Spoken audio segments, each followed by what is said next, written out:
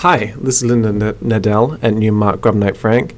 We're going to have an AbLib presentation talking about all the features of CREview. This is the website where you can download CREview. After you download CREview, you're going to have to take the file and extract it. So you right click on the file, click Extract All. Once that happens, you'll have a file structure that looks like this. I'm going to cancel this for now just so I can show you the existing file structure. So you open up CREview.x and you can see this CREview launcher. This is the actual application. When you double click onto this file, it will open CREview. Just have to wait a moment, and then we'll talk about some of the other features.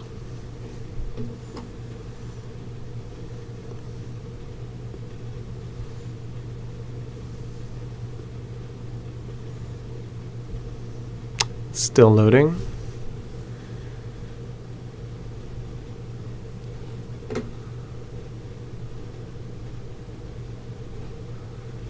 So first thing you saw there was the login information. It is auto logging in for me right now, and it will do for you once you've initially logged in. You can get login information by emailing acar@ngkf.com, and that name is, or email address, is also on the website under one of these tutorials. Let's talk about some of the features. So the first slide is a slideshow which can have multiple pages. In this case it has one.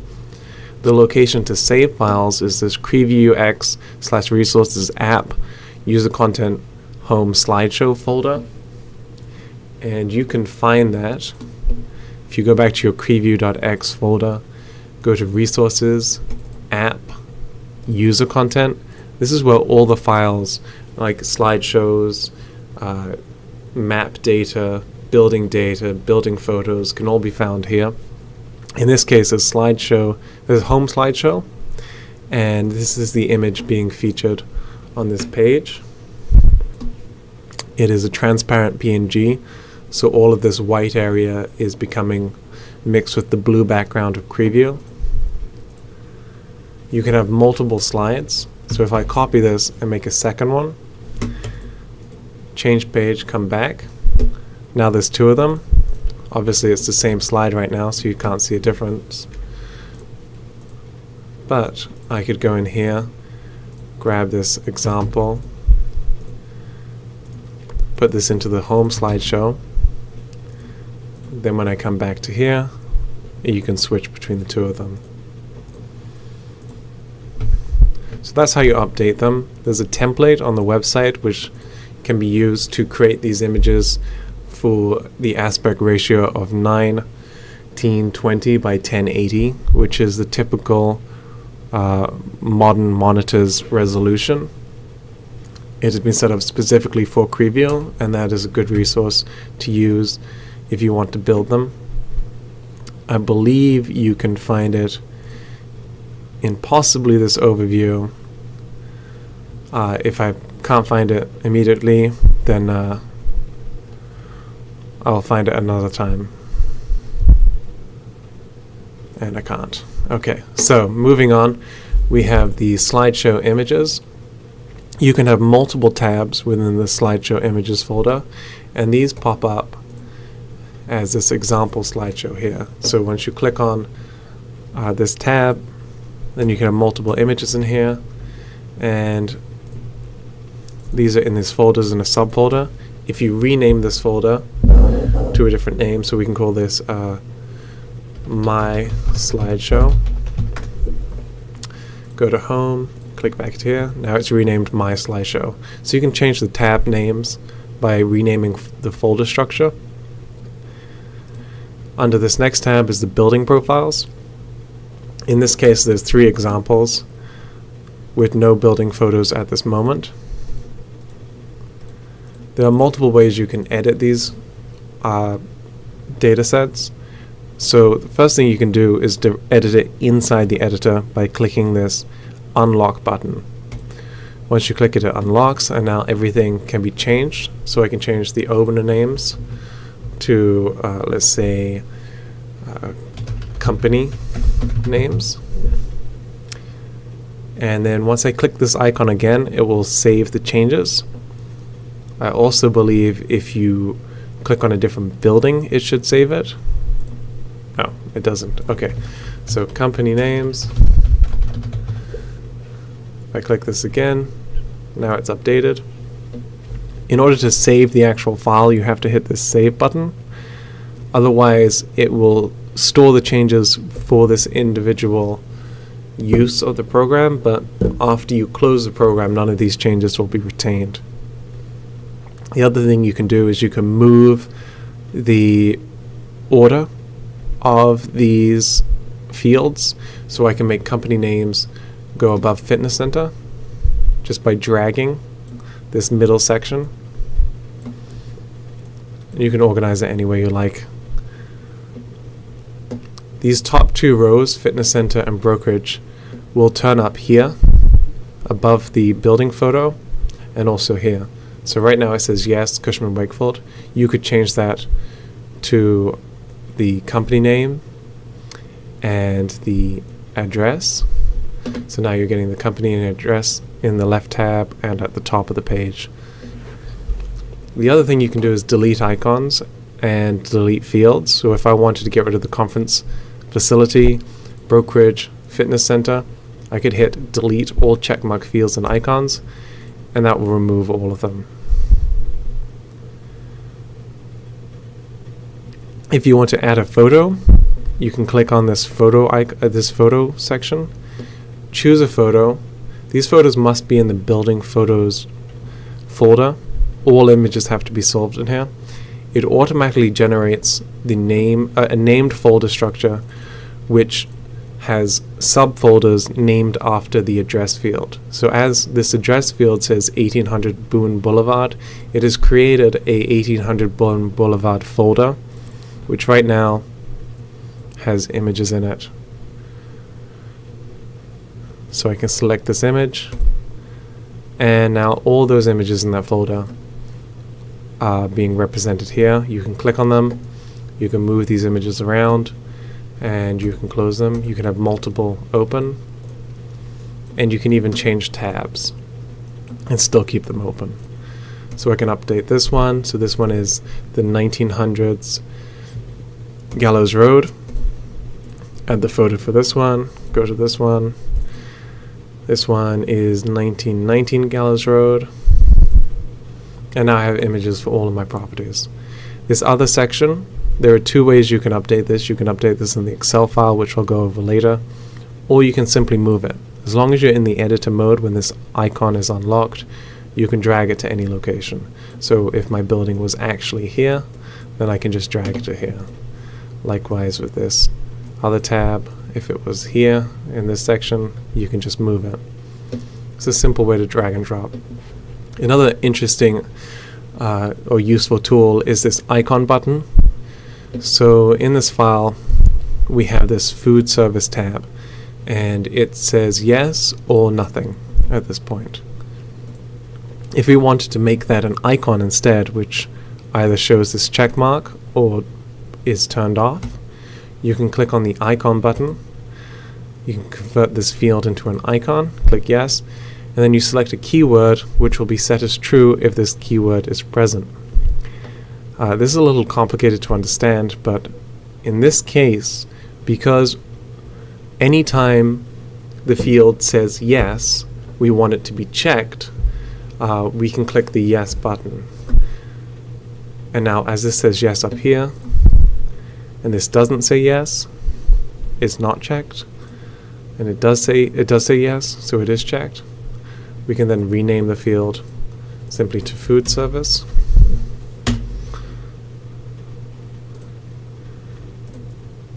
And now they're all saying food service. We can delete this empty field. And we can even, if we had multiple fields, we could move them around. So if I had all these fields, you can move it to the end of the line or the middle of the line, just by dragging and dropping. But we're going to remove these fields for now. Okay, another thing you can do is you can update the map. Actually, first we'll go to the competitive set. So this is a way of seeing your properties compared in a line. In this case, we're seeing this food service. It's saying all of them had food service. 1900 galleries does not, so we're going to edit that. We can go back to the properties. 1900 Gallows Road. This one, there's no check, so we'll turn that off. And then we'll delete this because it's redundant. Okay, looks like it didn't save, so click that. I'm going to click this button to make sure it does save, and then I'm going to go back to the competitive set. So now the icon's not showing.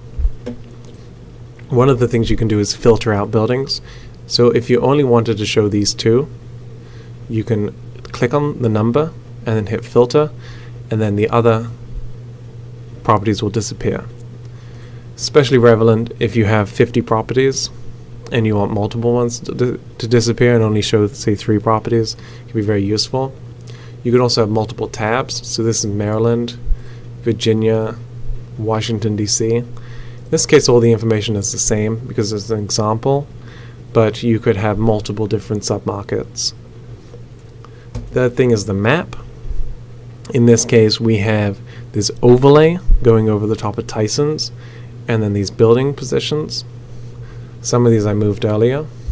If you click on the building, you'll see the information that is the top 2 fields like earlier. You can also see building photos if the building has one that you've identified and set. And you can turn off these overlays. These are image PNGs which are saved in a folder. Of course, it would break, so we're going to go back to that folder real quick.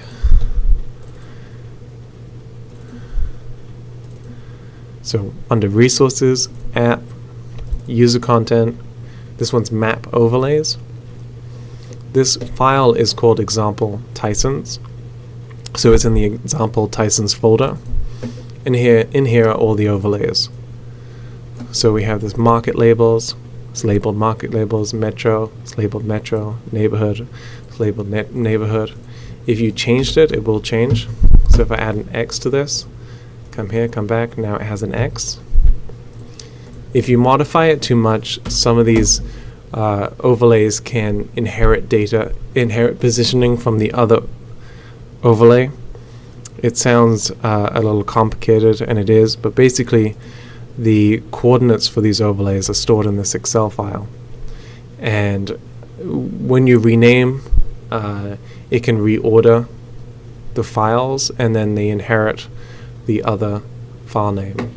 So if you have issues where your file has got corrupted, you can always delete this and realign them, or you can just realign them manually.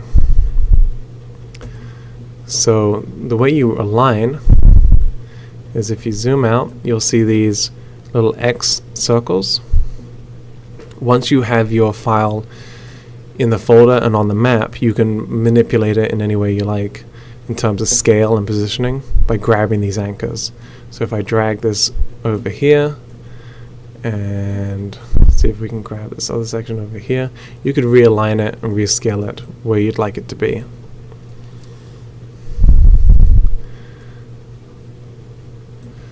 It's can be a little counterintuitive because you're grabbing anchor points. If the anchor point goes above the other anchor, it'll disappear.